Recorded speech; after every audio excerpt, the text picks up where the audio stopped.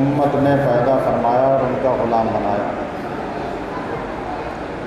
آپ کی آمد باعث صد افتخار ہے، اور جتنا بھی شکر ادا کیا جائے یہ کم ہے کہ اس نے ہمارے اور آپ کے مابین اپنے حبیب دانۂ خفای و غیوب رحمت للعالمین کو مبعوث فرمایا۔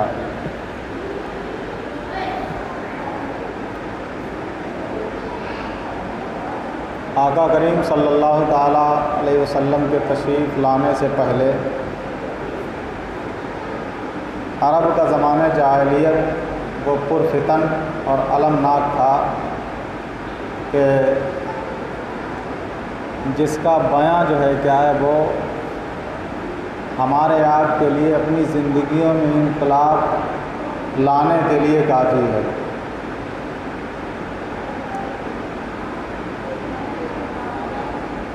عرب میں وہ دورہ تھا کہ لوگ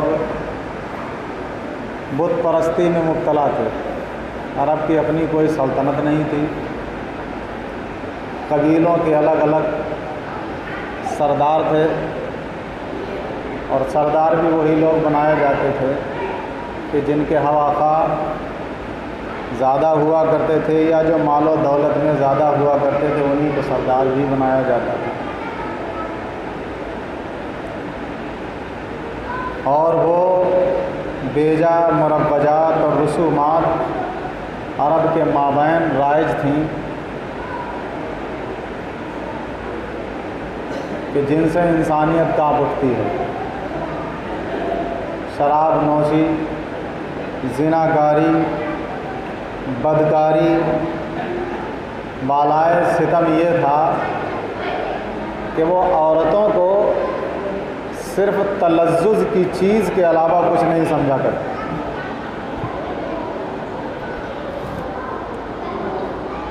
بیٹیوں کو باعث ننگ و عار سمجھتے تھے۔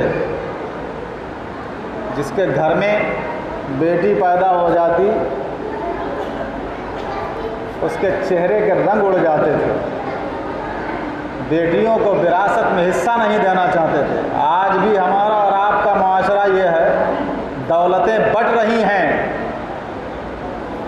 اولاد میں لڑکوں کو تو وراثت دی جا رہی ہے، لیکن بیٹیوں کا نکاح کرنے کے علاوہ انہیں وراثت میں سے باپ کی جائیداد سے حصہ نہیں دیا جاتا۔ یہ برے مروجات ہمارے آپ کے مابین بھی رائج ہیں، حالانکہ اللہ رب العزت نے بیٹیوں کے بھی تمہاری دولت میں حصے رکھے ہیں۔ للذکر مثل حظ الانثیین، خود قرآن کہتا ہے کہ اگر کسی کا ایک بیٹا ہے اور ایک بیٹی ہے تو بیٹے کو دوگنا دیا جاتا ہے اور بیٹی کو ایک حصہ، یعنی باپ کی پوری جائیداد کے 3 حصے کر دیے جائیں گے۔ ان میں سے 2 حصے بیٹے کے ہو گئے اور 1 حصہ بیٹی کا۔ لیکن آج ہمارا معاشرہ اتنا فساد زدہ ہو چکا ہے کہ ہم اگر نکاح کر دیتے ہیں اور جہیز میں اگر چند چیزیں ہم نے دے دی تو وراثت سے اسے منقطع کر دیتے ہیں، اور وراثت میں کوئی حصہ نہیں دیتا۔ میاں یہ ان کا حق ہے جناب والا، اگر ان کا حق نہیں دو گے تو یہ حق تمہیں میدان محشر میں دینا پڑے گا۔ بیٹیوں کا حق کہ تم اپنی بیٹیوں کا حق مار کر کے تم نے اپنے بیٹوں کو تقسیم کر دیا، ان بھائیوں سے بھی سوال کیا جائے گا کہ جن بھائیوں نے اپنے باپ کی جائیداد بانٹ کر کے بہنوں کے حصوں کو ہڑپ لیا ہے۔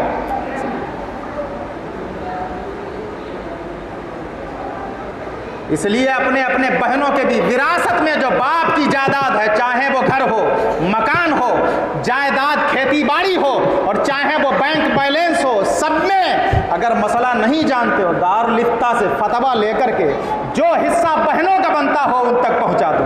حقوق العباد کیا ہے؟ حقوق العباد یہی تو ہے کہ میاں اللہ اپنے حق چاہے گا تو معاف کر دے گا، لیکن بندوں کے حق اسی وقت معاف کرے گا جب بندہ معاف کرے گا۔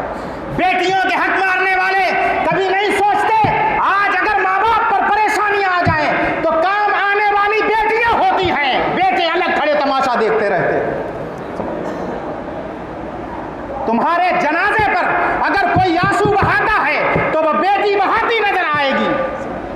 حلق سے نبالہ نہیں اترتا ہے بیٹی کے جب تک کہ جنازہ باپ کا چلا نہیں جاتا، جب تک کہ باپ کا جنازہ، ماں کا جنازہ اٹھ نہیں جاتا، پانی کے قطرے نہیں لیتی بیٹی منہ میں۔ لیکن لڑکوں کو دیکھو، کوئی پان اپنے منہ میں چباتا گھوم رہا ہے تو کوئی بیڑی اور سگریٹ سلگاتا گھوم رہا ہے۔ میاں وہ بیٹی ہے کہ جب دکھ و مصیبت ہو تو تمہارے ساتھ کھڑی نظر آئے گی، اور جب جنازہ اٹھ جائے جنازے سے پہلے ایک چاول کا دانہ اپنے منہ میں نہیں رکھتی، ایک روٹی کا نوالا اپنے منہ میں نہیں رکھتی، اسی کو منکر گردانتے ہیں۔ عرب کا یہ زمانہ جاہلیت تھا، یہ رسومات تو ہمارے مابین موجود ہیں۔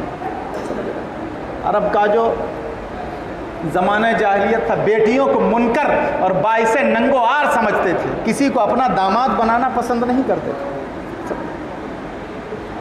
اس کی ایک وجہ مورخین نے یہ بھی بیان کی ہے کہ چونکہ جائیداد میں سے حصہ بھی جائے گا،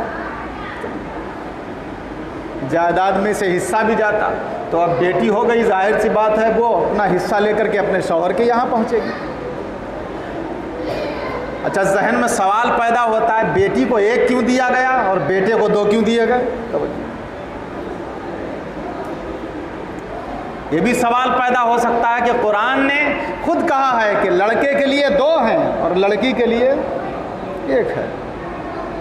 ایک مثال کے طور پر سمجھایا، کسی کا ایک بیٹا ایک بیٹی ہے تو ساری جائیداد کے 3 حصے کر دیے جائیں، ایک بیٹی کا اور 2 بیٹے کے، تو بیٹے کو 2 اور بیٹی کو 1۔ تو مفسرین فرماتے ہیں کہ بیٹی جہاں جاتی ہے، جس کے گھر جاتی ہے، اسے اپنے باپ کی جائیداد سے 2 حصے ملتے ہیں۔ جہاں جاتی ہے اسے، تو بیٹی کے پاس کتنے ہو گئے؟ 3 ہو گئے۔ تمہارا بیٹا ہے، 2 تم سے ملے، اور جہاں سے نکاح کر کے لائے گا 1 وہ لے کر کے آئے گی، کتنے ہو گئے؟ اسلام مساوات سکھاتا ہے، یہ نہیں کہ میاں بیٹی کو 1 دیا گیا، بیٹی کے پاس بھی 3 ہے اور بیٹے کے پاس بھی 3 ہے۔ سمجھ رہے ہیں؟ اسلام نے جو تقسیم کی ہے اس میں مساوات ہے، کمی نہیں ہے کہ آپ سمجھیں کہ صاحب بیٹی کو کم دے دیا گیا اور بیٹے کو زیادہ دے دیا گیا۔ تو یہ مروجات رائج تھے کہ کوئی اپنا داماد بنانا پسند نہیں کرتا تھا۔ زناکاری عام تھی، کھلے عام جن سے عشق کیا کرتے تھے ان کی عزتیں آبروئیں میدانوں میں اڑایا کرتے تھے، بیٹیوں کو زندہ دفن کر دیتے تھے۔ جن کے گھر میں بیٹیاں پیدا ہو گئیں وہ اپنی بیٹیوں کو لے جا کر کے زندہ دفن قبر کھود کر کے زندہ دفن کر دیا کرتے تھے۔ جن عورتوں کے شوہر مر جاتے تھے انہیں میاں اتنا ذلیل و رسوا کیا جاتا تھا، بستی سے باہر نکال دیا جاتا تھا، باہر جنگل میں چھوڑ دیا جاتا تھا، جھوپڑیوں میں چھوڑ دیا جاتا تھا، کھانا پانی بند کر دیا جاتا تھا، ان سے تعلقات ختم کر دیے جاتے تھے، اور وہ اس طرح گھٹ گھٹ کے زندگی کاٹتی تھی، اور جس کا شوہر مر جاتا اس کی چولی میں میٹ اونٹ کی مگنیاں حضرات گرامی بھر دی جاتی تھی، اور اسے پورے شہر میں ذلیل و خوار کر کے گھمایا جاتا تھا۔ وہ دورہ تھا، ان کی گھٹی میں شراب پلائی جاتی تھی، جن کے جناب والا گھٹیوں میں شراب پلائی جاتی ہو، انسانیت سسک رہی تھی، بیواؤں کو کوئی سہارا دینے والا نہیں تھا، بیٹیوں کو زندہ دفن کیا جا رہا تھا، ظلم و تشدد کے پہاڑ ذرا ذرا سی بات پر لڑائیاں اور جنگیں چلتی رہتی تھی، قتل و غارت ہوتی تھی، لیکن ان سب برائیوں کے باوجود بھی ایک اچھائی یہ تھی کہ میاں جس سے وعدہ کر دیتے تھے جانیں چلی جاتی تھی، خاندان مٹ جاتے تھے، لیکن وعدے اپنے ٹوٹنے نہیں دیتے تھے، وعدے نہیں ٹوٹنے دیتے تھے۔ زبان کے اتنے پکے تھے، گردن کٹ جاتی تھی لیکن زبان پھرتی نہیں تھی۔ یہ ساری برائیاں موجود تھیں، لیکن مہمان نوازی میں بہت آگے تھے، وعدہ وفائی میں بہت آگے تھے۔ جس سے وعدہ کر دیا کہ تیرے ساتھ جنگ لڑیں گے، پورا کا پورا کنبہ مٹ جاتا تھا، لیکن اس کا ساتھ نہیں چھوڑتے تھے۔ آج عالم ہماری زبانوں کا دیکھیے، پل میں کچھ ہے، ہماری زبان تو پل میں کچھ ہے، سمجھ رہے؟ پیچھے تو برائیاں کرتے نظر آتے ہیں اور سامنے آ جائیں تو ارے آپ سے اچھا کوئی ہے ہی نہیں۔ کیا زبان یہ منافقوں والی زبان ہے میاں، دل میں کچھ اور لے کے گھومتا ہے، زبان پہ کچھ اور لے کر کے گھومتا ہے۔ منافق والی زبان نہیں ہونا چاہیے، مومن کی زبان لاؤ، جو علل اعلان نہیں کہہ سکتے ہو اسے پیچھے بھی نہ کہنے کی مجاہد ملت علیہ الرحمہ فرماتے ہیں کہ تمہارا سب سے بہترین بھائی وہی ہے جو تمہاری اچھائیاں تمہارے پیچھے بیان کرتا ہے اور تمہاری برائیاں تمہارے منہ پہ کہہ دیتا ہو، تمہاری کمیوں کو اجاگر کر دیتا ہو، تمہیں تمہاری کمی کی نشاندہی دے کر کے تمہاری اصلاح کر دیتا ہو، سمجھ لو کہ وہی تمہارا سچا بھائی ہے۔ اور جو منہ پہ تعریفیں کرتا ہو اور پیچھے برائیاں کرتا ہو وہ حقیقت میں بھائی نہیں ہے۔ تو مومن کی زبان لاؤ، مومن کی زبان پیدا کرو۔ انسانیت سسک رہی تھی جناب والا، بیوائیں چیخ رہی تھی کہ اے رب کون آئے گا جو بیواؤں کو سہارا دے گا کہ یوں ہی مجھ پر ظلم ہوتا رہے گا۔ زندہ درگور ہونے والی اپنی قبروں سے چیخ مار رہی تھی کہ اے آسمان، اے آسمان کے مالک، کوئی آئے گا ایسا جو زندہ درگور ہونے والیوں کو، زندہ قبر میں دفن کی جانے والیوں کو کوئی بچائے گا۔ تو اللہ رب العزت نے ان بیواؤں کی صدا کو سن لیا، ان زندہ درگور ہونے والے کی والوں کی آوازوں کو سن لیا۔ سسکتی ہوئی انسانیت کی آواز کو سن لیتا ہے اور محمد عربی اپنے حبیب سرور کائنات محمد مصطفیٰ کو اسی مہینے میں مبعوث کر دیتا ہے، بھیج دیتا ہے، عرب میں بھیج دیتا ہے، جس نے سب سے پہلے جناب والا یہ درس دیا تھا کہ جن بیواؤں کو منکر سمجھا جاتا تھا، برا سمجھا جاتا تھا، اس نے 25 سال کی عمر میں 40 سال کی بیوہ عورت سے نکاح کر کے یہ درس دے دیا تھا کہ بیواؤں کی جگہ جنگلوں اور جھوپڑیوں میں نہیں ہے، بلکہ بیواؤں کی جگہ تمہارے گھروں میں ہے، انہیں اپنا لو، جن کے شوہر چلے گئے انہیں تم اپنے سینے سے لو۔ وہ درس دیتا نظر آتا ہے۔ قرآن خود کہتا ہے وَإِذَا الْمَوْءُودَةُ سُئِلَتْ بِأَيِّ ذَنبٍ قُتِلَتْ، 30واں پارہ ہے، قرآن پوچھے گا، اس قرآن کہتا ہے اللہ رب العزت قیامت میں پوچھے گا، قیامت کے دن ان بیٹیوں سے پوچھے گا اے بیٹیوں تمہیں دفن کیوں کر دیا گیا تھا، تمہیں زندہ کیوں قبر میں دفن کر دیا گیا تھا۔ وَإِذَا الْمَوْءُودَةُ سُئِلَتْ، اے بیٹیوں تمہیں قبر میں زندہ کیوں دفن کر دیا گیا تھا۔ وَإِذَا الْمَوْءُودَةُ سُئِلَتْ بِأَيِّ ذَنبٍ قُتِلَتْ، بیٹیوں سے پوچھے گا کہ تمہیں زندہ کیوں دفن کر دیا گیا، تمہارا گناہ کیا تھا؟ تو بیٹیاں کہیں گی مولا گناہ یہ تھا کہ تو نے مجھے مؤنث اور بیٹی بنایا تھا، اس لیے ان لوگوں نے مجھے قبر پہ دفن کر دیا، زندہ دفن کر دیا گیا۔ اس وقت جواب دینے کے لیے ان کے پاس کوئی جواب نہیں ہوگا، اور جو آج بیٹیوں کو منکر سمجھتے ہیں ان کے پاس بھی کوئی جواب نہیں ہوگا، ان کے پاس بھی کوئی جواب نہیں ہوگا۔ جب رب میرا پوچھے گا کہ تو نے اپنی جائیداد سے اپنی بیٹی کو حصہ کیوں نہ دیا، تیری بیٹی کا بھی تو حصہ تھا، اس وقت کوئی جواب نہیں ہوگا، سر جھکاؤ گے میاں۔ اس لیے گزارش کرتا ہوں جو جائیداد میں حصہ بنتا ہے اپنی اپنی بیٹیوں کے حصے بھی ان تک پہنچاؤ۔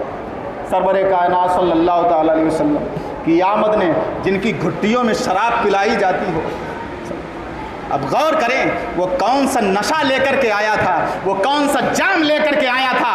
محمد مصطفیٰ اس سرزمین مکہ پر کون سا جام پلا دیا تھا کہ جس کے آگے سارے نشے پھیل ہو گئے تھے، گھٹیوں میں پلائی جانے والی شراب چھوٹ گئی تھی جناب والا۔ جو زناکاری بدکاری میں مبتلا رہتے تھے، جو بیٹیوں کو زندہ دفن کر دیا کرتے تھے، انہوں نے بیٹیوں کو اپنے دامن میں بسانا سیکھ لیا تھا۔ جو شراب پی رہے تھے انہوں نے شراب پینا چھوڑ دیا تھا۔ جو ہر وقت گناہوں میں ملوث تھے وہ گناہوں سے دور ہوتے نظر آتے ہیں۔